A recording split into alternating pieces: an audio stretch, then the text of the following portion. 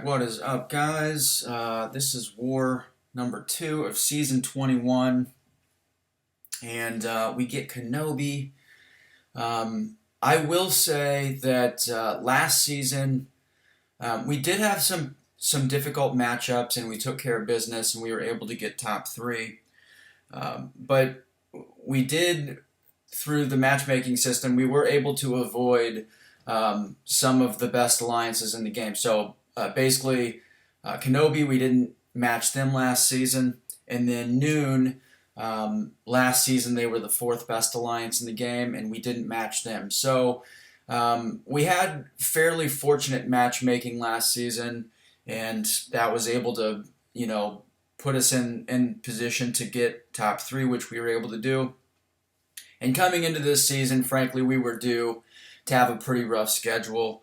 Also, because we won so often last season, our war rating, I think we climbed all the way up to the number 2 spot in the world. So all that means is basically higher war rating, tougher the matchups you're going to get. That's why you see alliances using shell alliances, so they can start at a lower war rating, get more favorable matchups. We don't use shelling. I think that it's a form of cheating, but that's a completely different conversation. I'm not complaining. All I'm saying is we knew that we were probably in for a pretty rough schedule for season 21, and first 2 wars of the season, we match Noon and now KenOB. We did get our asses kicked by Noon.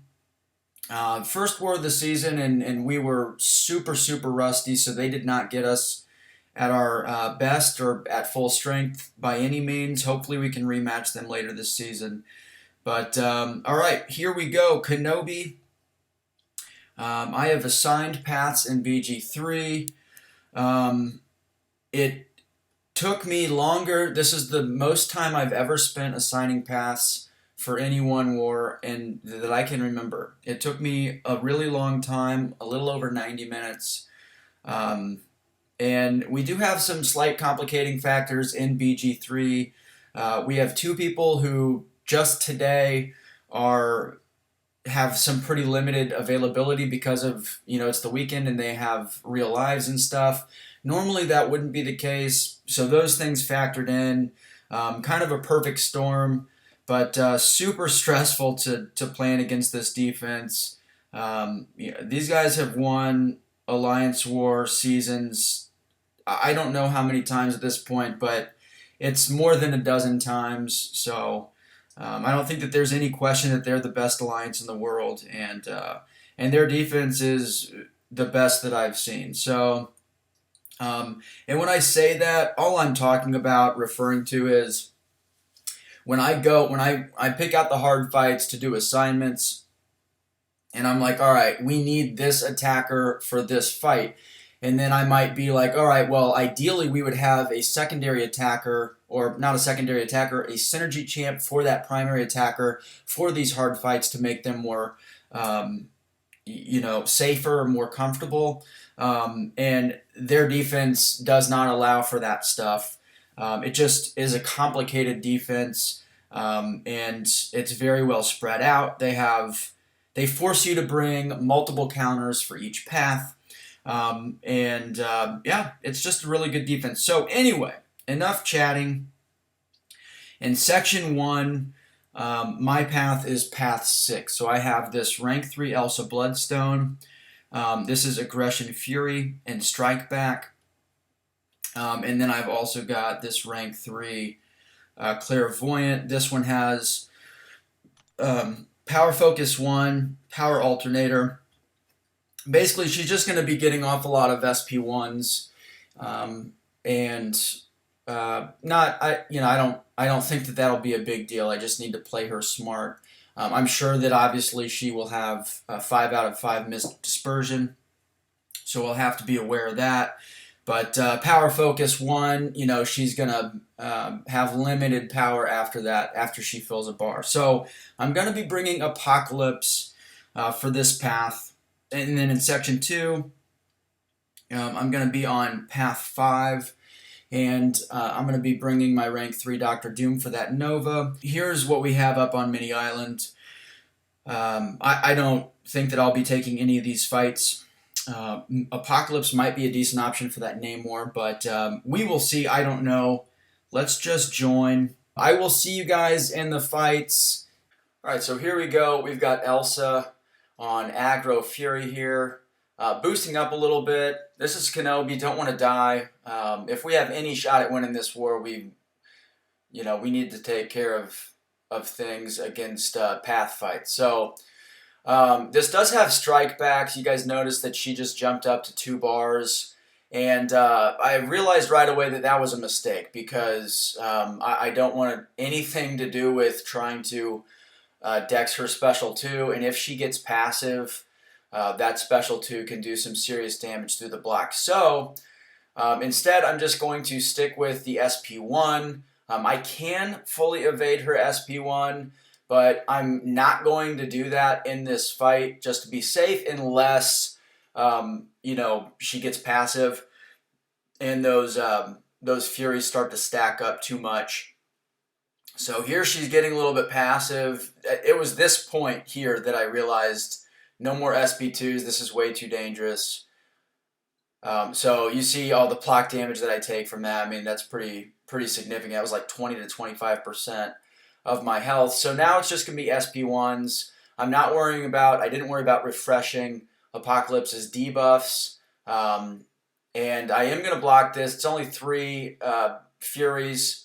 But anything more than that, I think that I would need to go fully dex here. It's just back up, back up.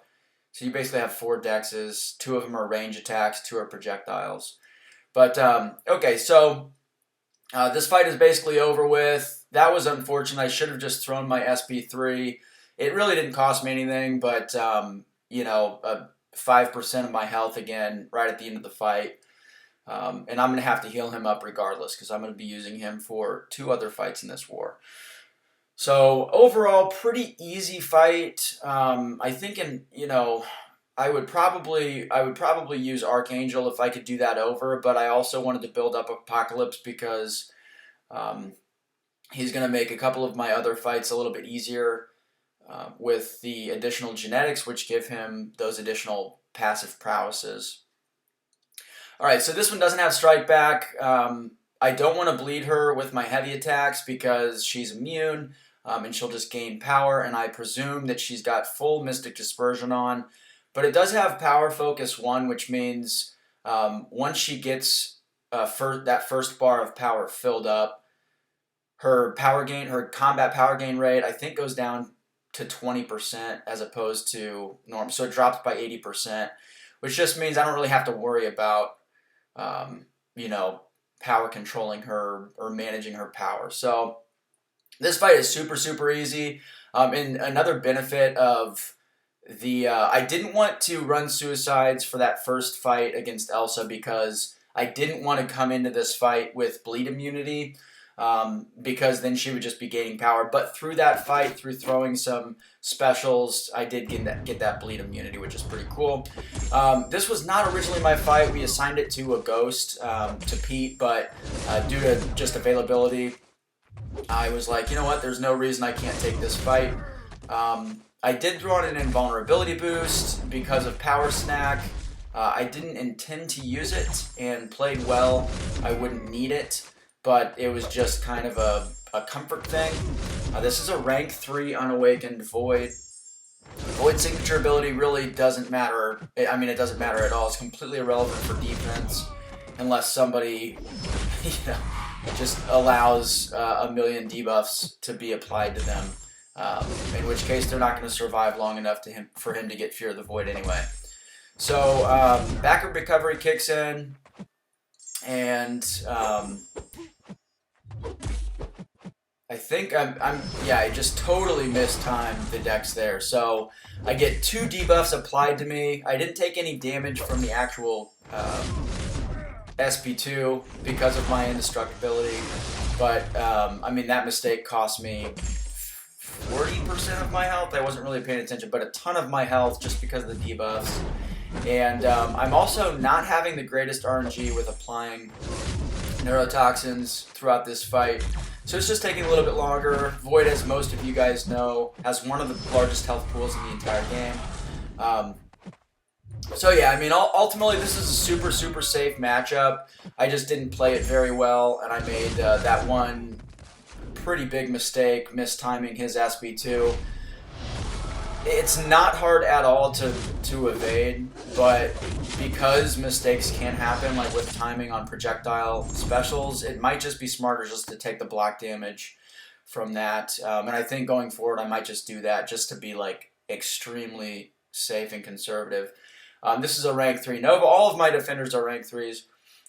So this is a rank 3 Nova. I have this fight on 3x speed because it takes a while. I never even go for an intercept in this fight, so the protection is up the entire time. So it's a long fight, and you guys know how to deal with this fight. You know, if you've ever watched a war video, you've probably come across this matchup. So I don't feel like I need to teach anybody anything or give anybody lessons on how to manage this fight. With Doom, even with a rank 5 Dr. Doom up against a rank 3 Nova or a 565 Doom, your damage is like more than enough. Just get into normal Doom cycle. In this fight, I took a couple hits, made a few mistakes, but it doesn't really matter. I mean, Doom just is super tanky. As long as you're not making compounding mistakes, then you'll be fine. All right, so this fight, I am pretty heavily boosted here. And I decided instead of Archangel I was going to use Apocalypse here. And the reason being is Redoubled Determination, which is just going to increase Mole Man's attack and power gain rate significantly for every single debuff. But bleeds and poisons have twice the potency of the Redoubled Determination effect. So this fight is on 2x speed. This fight took forever. I never got the protection off on this fight either. So this is a rank 3 Unawakened Mole Man, which is just, it's crazy to say. So he's got quite a bit of health. And yeah, so I also, since he has Monster Mass, which is those little green passive buffs underneath his health bar, I don't want to throw my heavy attack, okay? Because those Monster Mass give him a chance to resist your block break, aka your heavy, and I don't want to do that because then I'll just take a combo immediately. So because of that, my damage in this fight with Apocalypse, who really needs to be able to refresh the debuffs that he applies, and he refreshes those with his heavy attacks, my damage is really kind of limited here. I still have 3 prowesses for my 3 genetic charges, so my special attacks are going to do a pretty good amount of damage. And if there was not protection up, my special attacks would be outrageously effective.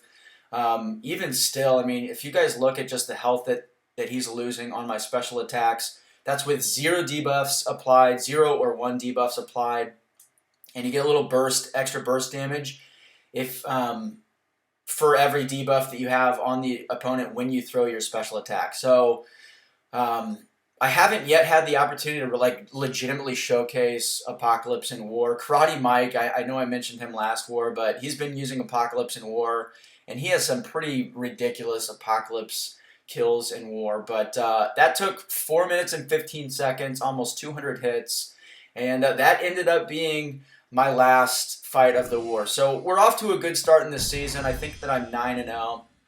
I plan to be using Apocalypse and Magneto pretty much exclusively this season, with some Doom thrown in, Archangel of course, but this was our battle group. We cleared with only 3 deaths in BG3, which I'm pretty proud of. We had a couple mistakes, but not really a huge deal. So Mike, with this Apocalypse, got the silver card, and then Pete and Dap in BG3 with the gold and platinum cards. But that's it, guys. Thank you so much for watching. Leave a like and a comment as always, and I will see you guys in the next war video.